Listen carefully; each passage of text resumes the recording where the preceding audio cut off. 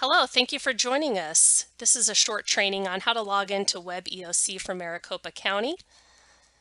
Based on the luxuries of on-demand, please pause this tutorial as needed, otherwise we're going to move forward rather quickly. So to log in, you will see on your screen the web address. Go ahead and enter that in. From there, you can either enter in your username or password. If you are a new user, if you look underneath the login button, that's where you're going to click to create a new account.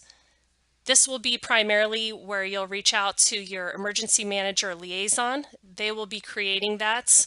So for today's purposes, we're going to bypass that. However, if you did forget your username or password, right underneath that, that's where you're going to want to click.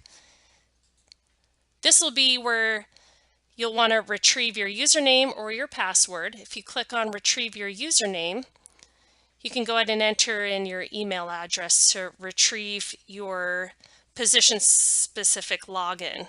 If you do have a generic login for your city, this will not be applicable. If you're retrieving your password, you'll click there and enter in your username and email address. Again, if you have a generic login, this will not be applicable. Okay, we're going to go ahead and enter in a generic login, test user, and our password, and click login from there. From this screen, you're going to select the position you'll be working at in an EOC or Emergency Operations Center. For today's purposes, we'll select EOC Manager Test Position. However, the screen you're looking at will most likely have a lot more options to choose from. You'll want to select the incident on the drop-down display screen. If you need to refer to your emergency manager to determine which incident was selected, you'll want to determine so at this time. And then click Continue.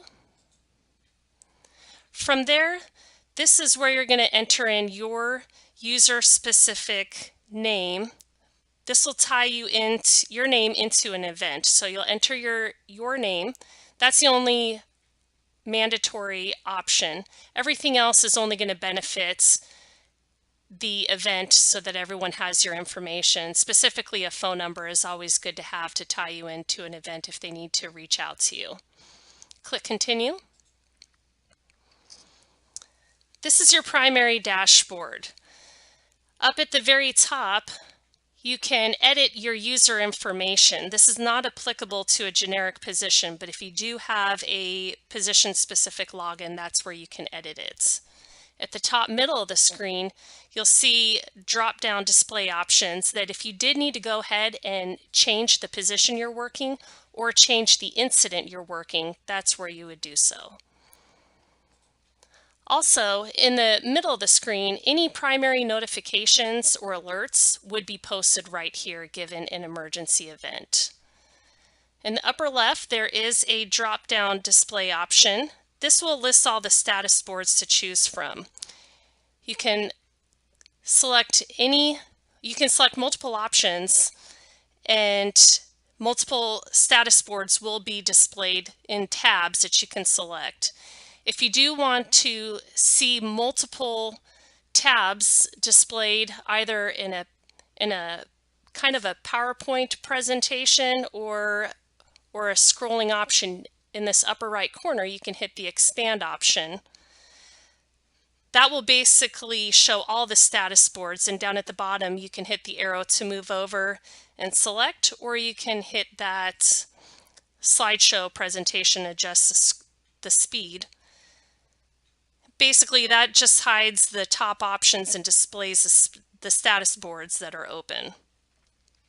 From there, you can hit the two arrows that crunch it back down and get you back to the primary dashboard.